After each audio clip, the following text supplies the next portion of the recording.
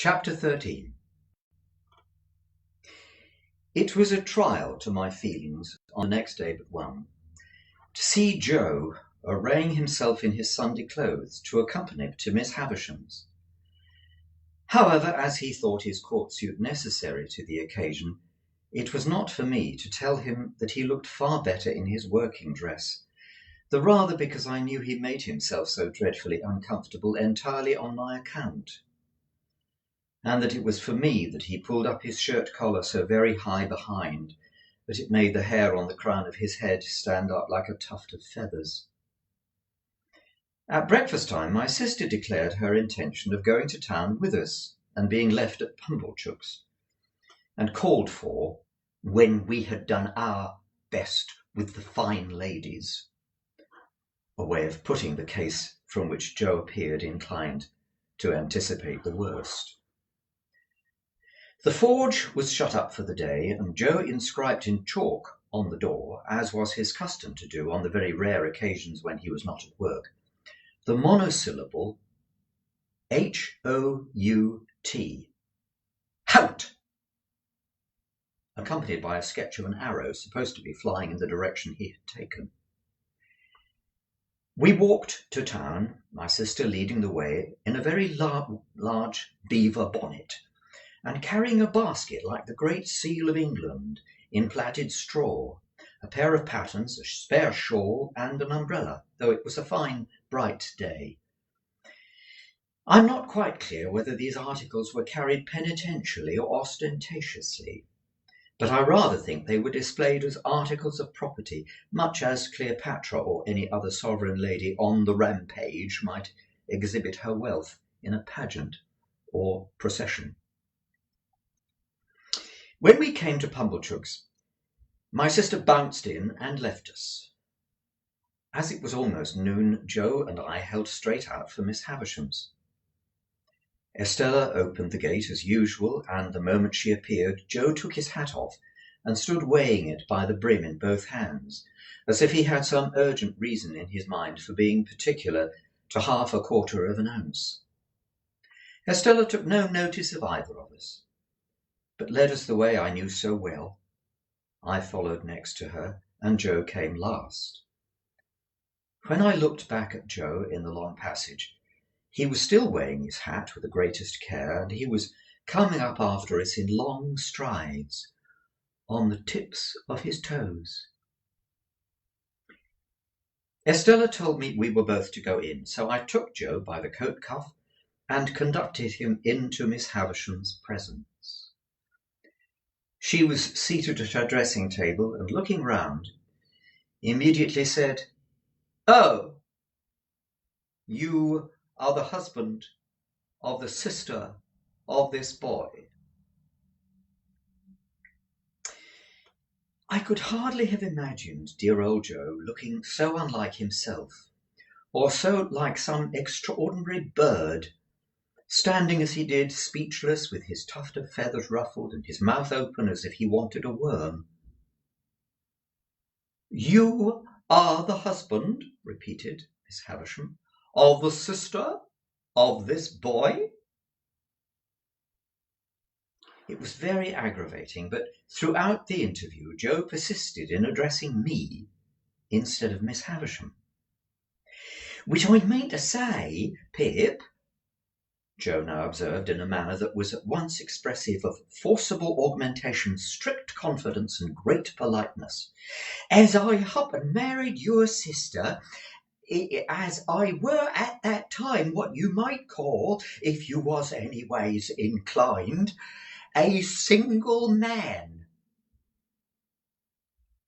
"Well," said Miss Havisham, "and have you reared the boy with the intention of taking him for your apprentice? Is that so, Mr. Gargery?" "You know, Pip," replied Joe, "as you and me were ever the best of friends, and it were looked forward to 'twixt us as being calculated to lead to larks. Not but what, Pip, if you ever had made objections to the business, such as it being open to black and soot and such like, not but what they would have been attended to, don't you see, "Has the boy," said Miss Havisham, "ever made any objection? Does he like the trade?" "Which is well beknown to yourself, Pip," returned Joe, strengthening his former mixture of augmentation, confidence, and politeness, "that it were ever the wish of your heart." I saw the idea suddenly break upon him that he would adapt his epitaph to the occasion before he went on to say, "And there weren't no objection on your part, and Pip, it were the great wish of your heart." It was quite in vain for me to endeavour to make him sensible that he ought to speak to Miss Havisham. The more I made faces and gestures to him to do so, the more confidential, argumentative, and polite he persisted in being to me. "Have you brought his indentures with you?" asked Miss Havisham. "Well, Pip, you know," replied Joe, as if the question were a little unreasonable. "You yourself put them into my hat, therefore you know as they were here." With which he took them out and gave them not to Miss Havisham, but to me. I'm afraid I was ashamed of the dear good fellow. I know I was ashamed of him. When I saw that Estella stood at the back of Miss Havisham's chair, and that her eyes laughed mischievously, I took the indentures out of his hand and gave them to Miss Havisham. "You expected," said Miss Havisham as she looked them over, "no premium with the boy?" "Joe," I remonstrated, for he made no reply, "why don't you answer?" "Pip," returned Joe, cutting me short as if he were hurt, "which I mean to say that it was not a question worth an answer twixt yourself and me, and which you know the answer to be full well no. You know it to be no, Pip, and wherefore should I answer it?" Miss Havisham glanced at him as if she understood what he really was better than I thought possible.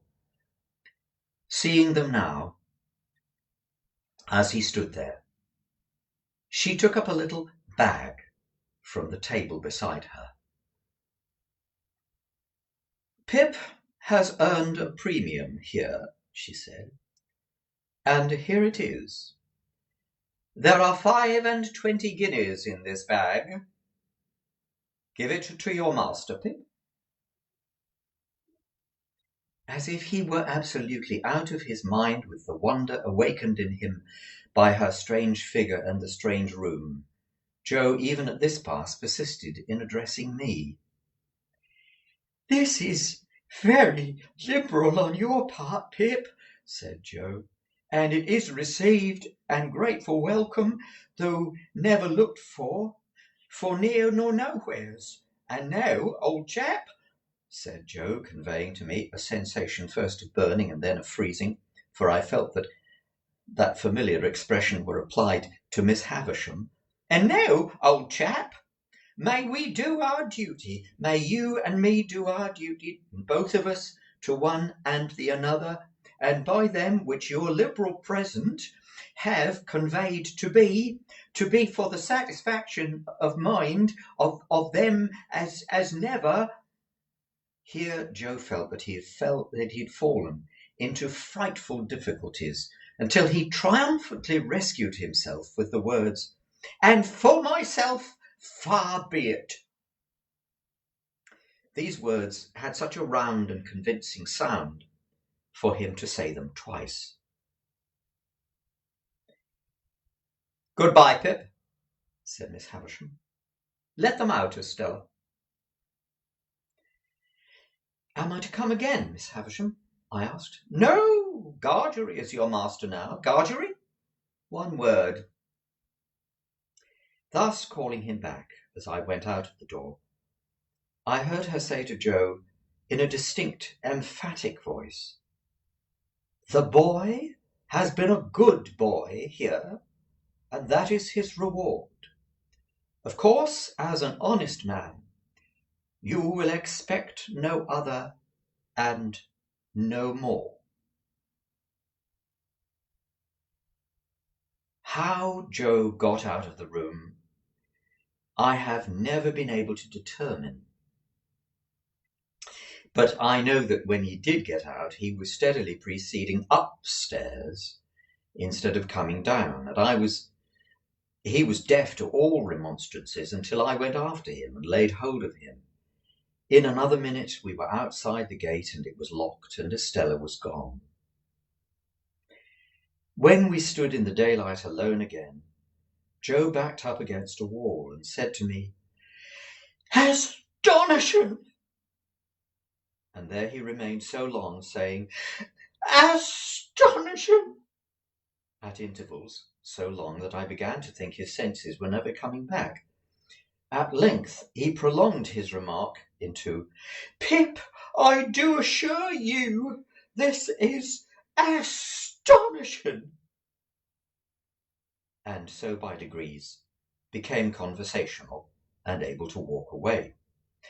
I have reason to think that Joe's intellects were brightened by the encounter they had passed through, and that on our way back to Pumblechook's he invented a subtle and deep design. My reason is to be found in what took place in Pumblechook's parlour, where, on our presenting ourselves, my sister sat in conference with that detestable seedsman. "Well?" cried my sister, addressing us both at once. "And what's happened to you? I wonder you condescend to come back to such poor society as this. I'm sure I do." "Miss Havisham," said Joe, with a fixed look at me like an effort of remembrance, "made it very particular that we should give her, were it compliments or respects, Pip?" "Compliments," I said. "Which were my own behalf," answered Joe. "Her compliments to Mrs. J. Gargery." "Much do they'll good me," observed my sister, but rather gratified too. "And wishing," pursued Joe, with another fixed look at me like another effort of remembrance, "that the state of Miss Havisham's health was sich as would have allowed, were it, Pip?" "Of her having the pleasure," I added. "Of ladies' company," said Joe, and drew a long breath. "Well," cried my sister, with a mollified glance at Mr. Pumblechook, "she might have had the politeness to send that message first, but it's better late than never. And what did she give this young rantipole here?" A rantipole is another name for a scoundrel. "She'd given him,"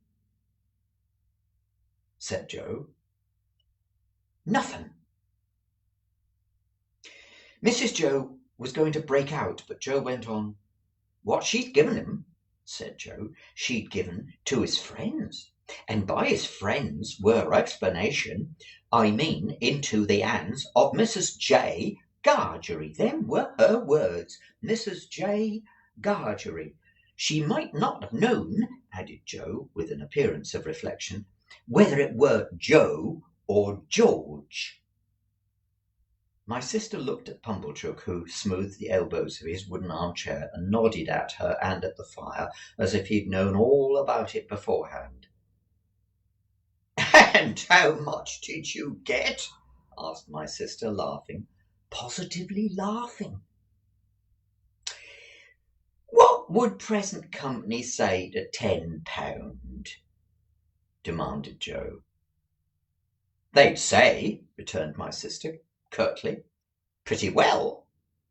Not that much, but pretty well." "It's more than that, then," said Joe. That fearful impostor, Pumblechook, immediately nodded and said as he rubbed the arms of his chair, "It's more than that, mum." "You don't mean to say," began my sister, "if the villain had stopped here, his case would have been answered well?" "Yes, I do," said Pumblechook. "But wait. Go on, Joseph. Go on, go on." What would present company say, proceeded Joe, to £20? Handsome would be the word, returned my sister. Well then, said Joe, it's more than £20. That abject hypocrite Pumblechook nodded again and said with a patronising laugh, "Oh, it's far more than that, mum. Oh, good again. Follow her up, Joseph." "Then to make an end of it," said Joe, delightedly handing the bag to my sister, "it's £5.20. £5.20? echoed my sister. "It's £5.20, mum," added that basket of swindlers, Pumblechook, rising to shake hands with her. "And it's no more than your merits, as I said when my opinion was asked. I wish you joy of your money." If he had stopped there, his case would have been sufficiently awful, but he blackened his guilt by proceeding to take me into custody with a right of patronage that left all his former criminality far behind. "Now you see, Joseph and wife," said Pumblechook as he took me by the arm above the elbow, "I'm one of them that always goes right through with what they've begun. This boy must be bound out of hand. That's my way. Bound out of hand." "Goodness knows, Uncle Pumblechook," said my sister, grasping the money, "we're deeply beholden to you." "Never mind me, mum," returned that diabolical corn chandler. "A pleasure's a pleasure all the world over. But this boy, you know, we must have him bound. I said I'd see to it, to tell you the truth." The justices were sitting in the town hall near at hand, and we at once went over to have me bound apprentice to Joe in the magisterial presence. I say we went over, but I was pushed over by Pumblechook, exactly as if I had that moment picked a pocket or fired a rick. Indeed, it was the great general impression in the court that I had been taken red-handed, for as Pumblechook shoved me before him through the crowd, I heard some people say, "What's he done?" and others, "He's a young 'un, but he looks bad, don't he?" One person of mild and benevolent aspect even gave me a tract, ornamented with a woodcut of a malevolent young man fitted up with a perfect sausage shop of fetters, and entitled, "To be read in my cell." The hall was a queer place, I thought, with higher pews than in a church, and with people hanging over the pews looking on, with mighty justices, one with a powdered head, leaning back in their chairs with folded arms, or taking snuff, or going to sleep, or writing, or reading the newspapers, and with some shining black portrayals on the walls, which my unartistic eye regarded as a composition of almond toffee and sticking plaster. Here in a corner my indentures were duly signed and attested, and I was bound. Mr. Pumblechook holding me all the while as if we had looked in on our way to the scaffold, to have those little preliminaries disposed of. When we came out again, and we had got rid of the boys who had been put into great spirits by the expectation of seeing me publicly tortured, and who were very much disappointed to find my friends were merely rallying round me, we went back to Pumblechook's, and there my sister became so excited by the 25 guineas that nothing would serve her but that we should have a dinner out of that windfall at the Blue Boar, and that Pumblechook must go over in his chaise cart and bring the Hubbles and Mr. Wopsle. It was agreed to be done,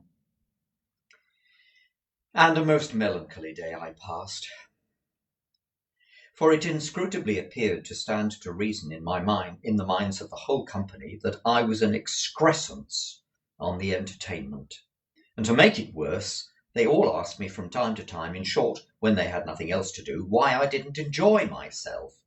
And what could I possibly do then but say I was enjoying myself when I wasn't?